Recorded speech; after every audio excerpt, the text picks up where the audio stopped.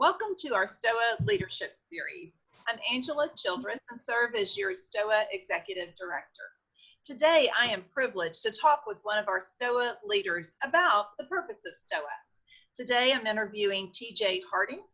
TJ has been a part of STOA for many years, serving in a variety of capacities. She has served as coach, as tournament director, as national debate chair, and was instrumental in moving STOA east as well as south.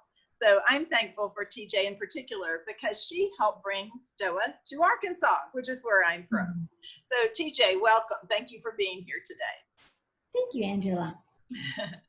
So as I mentioned, we're going to look at some of the different purposes. We have 6 purposes within STOA, and the first one is that we facilitate opportunities for competition and training. So how do you see competition fitting within that training? Well, since it's a competitive speech and debate league, I would say it's foundational to how it fits into STOA. There's a lot of conversation. I've been asked a lot of times over the years, do you really think competition is good because it can bring out the worst in people? Which is absolutely true. But I love it. And I think that it serves our purpose and furthers our goals. Competition is fun. We know it's been around since at least the ancient Greeks, right? And we find that it is a motivation for our kids like no other. It's a form of positive peer pressure. It presses them to go deeper and to strive harder and to dig and to bring out the very best, to hone their skills and to grow their brains. Can it also bring out the worst in people? Sure, it can. And that's in adults and kids. It's training ground though, and I think this is where we want our kids to make some mistakes. It gives them an opportunity to learn to both win and lose with grace and with dignity. And I would say that it gives not just the kids, but the parents the opportunity and the coaches the opportunity to do all of that. So, but I am a firm believer that competition is one of the ways that iron sharpens iron. We sharpen each other by speaking truth to each other, by holding each other accountable, by studying and learning and growing together. Competition is another avenue for iron to sharpen iron. I love that, and so very, very true. STOA also does aim to create a world-class community. So how would you describe the STOA community, and maybe how has it impacted you or your family? World-class community, but that's a broad definition. I do believe it's a world-class community. Like I said, also an imperfect community. But what I believe is that you have believers coming together with a common worldview and a common goal, and that's to further the kingdom of God, right? I think that it's world-class in that we are using biblical principles to train our kids to seek truth and then to articulate that truth back into the world. I think that makes it world-class. Doesn't make us perfect, but it definitely makes us world-class. And I think we see the fruit of that in our own personal growth as parents, as coaches, as leadership, and definitely in what we see in our children. I mean, I invite anyone to come in and watch our kids. Watch them at the peak of their performance. It will water your eyes. That is, you can't call it anything but world class. And they can compete in any league in the world. We have kids who have gone out into the world and proven that. Watch a beginner, a novice start and stand at a lectern, knees knocking or in tears, just trying to stumble through a sentence, and then watch them 3-4 years later standing at a lectern in an auditorium, poised, articulate, confident. That's world-class stuff. Yes, amen. So that second part of that question was the community. How does it impact me? Yes. How does it impact you or your family? But the world-class community has become extended family for me, and some of the people I love most on this planet, God brought to me through STOA. people who have helped me grow, stretched me, supported me, celebrated my victories, grieved with me in my defeats, the personal impact, and then watching what it's done for my children, that's a whole nother conversation. So yeah, it's impacted me positively, overwhelmingly positively. So we also seek to prepare coaches in the art and science of speech and debate. So we want to equip our parents and our coaches. So in what kind of ways have you seen that equipping take place? That's one of the beauties of STOA is you have people come in with gifts they don't know they have. And what they do, first you'll see a parent coming into club maybe a little bit meek, a little bit reticent, kind of withdrawn. And by the end of the year, you start to see them, they're fully engaged.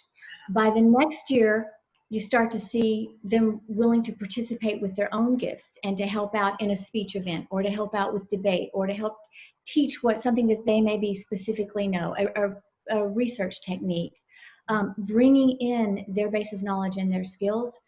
And we see people just naturally, organically become teachers, leaders, and coaches. Yes, that's so wonderful to see that too. So it's very there's a lot of mentoring that goes on. People just take other people organically under their wing, and you just see them start to grow and propagate.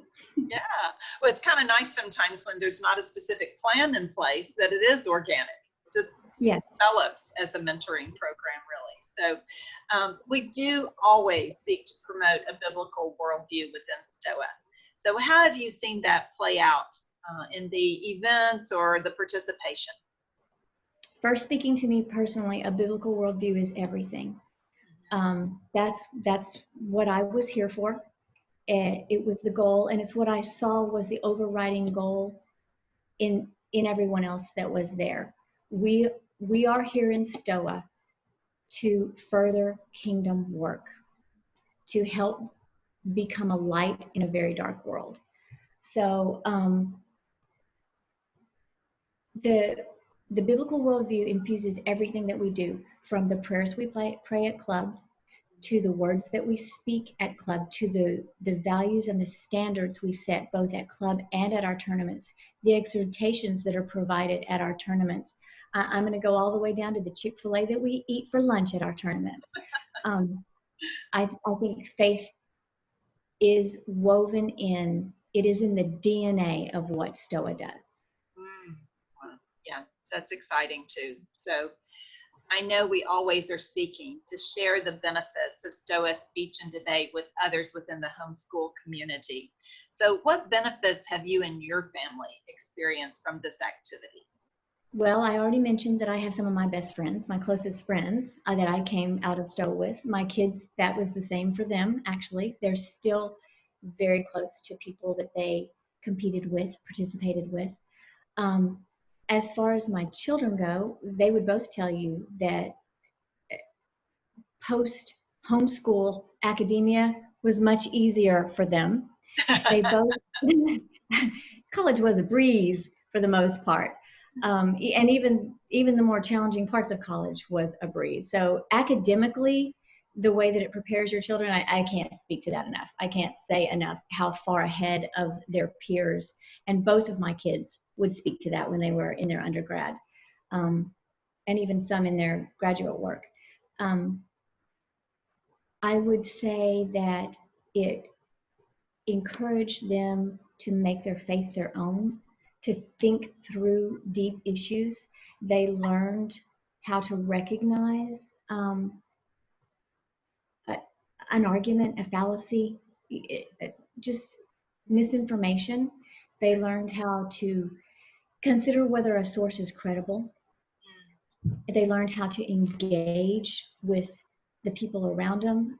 One example, my daughter, her husband's, one of his best friends is an atheist, a brilliant guy, fun, lovely, lovely man, but he's an atheist. And he hasn't had a lot of positive experiences trying to engage with Christians. It's been more adversarial and less conversational.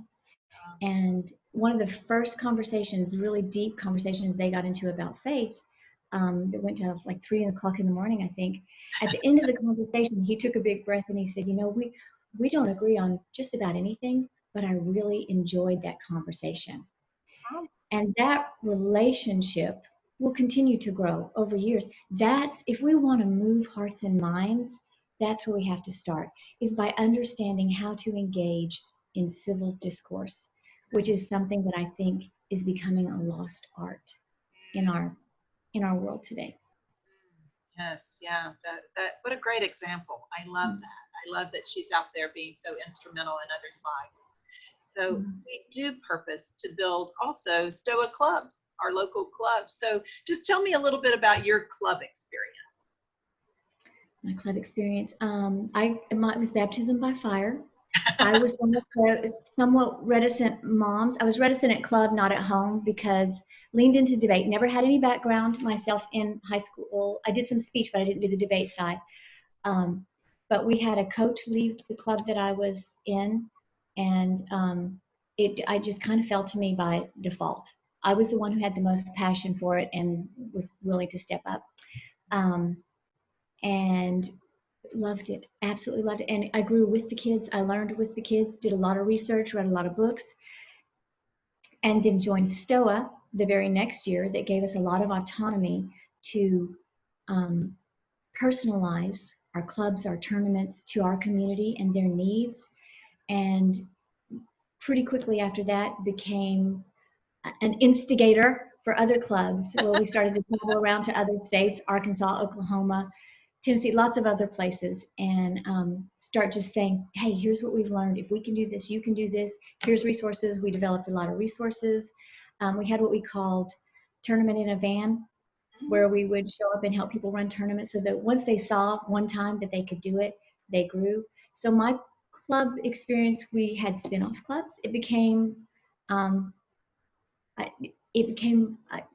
way more than I ever dreamed that it was going to. It was wonderful, blessing. Yeah. Well, one final question. Just looking at the STOA mission of training homeschool students to speak boldly and change the world for Christ. How would you see STOA is achieving that? I think the proof is in the pudding. I think our kids are out there in the world in every walk of life now. They're in the judicial system, in the healthcare system. They're in our social safety net. We have STOA alumni raising children. When we say speak boldly and change the world, that doesn't mean you have to be in front of thousands of people speaking. It doesn't mean that you have to be in politics or in the White House. It means that wherever you and the Lord plant you, you are a light, and you start to make ripples that expand out through the world. And I think we just see our kids. We could talk for hours about the kids who are doing that in ways that are not as noticed and ways that are huge out there that you can see a spotlight on. And I think both of those are equally impactful in the world. I think we need both of those in the world. Yes. Any final remarks that you would want to share with our audience? To a parent who's considering this, I want you to know that what STOA doesn't do is manufacture young people who will think just like you when they graduate high school. They have minds of their own. God created them with their own free will, and they're going to learn to think through issues. But what it does help them do is it helps them become people who educate themselves on issues, who understand issues, who are capable of listening to opposing views and engaging opposing views respectfully in civil discourse. I think it helps them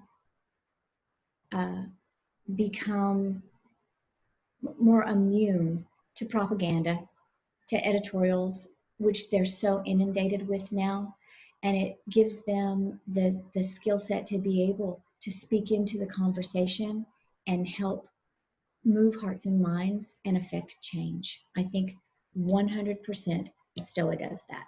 Homeschool Speech and Debate does that. Thank you so much, TJ. I so appreciate the time that you've had with us today. And I just pray that God will continue to bless you in whatever your journey might be in glorifying Him. So thank you for today. Thank you, Angela. It's always fun to come talk to the STOA people. These are some of my favorite people on the planet. So I am so blessed to see this work continuing and to see what's going on in the hearts and minds of everyone who's involved, the young people and everybody who's serving in STOA. Many blessings on all of you guys. Thank you very much.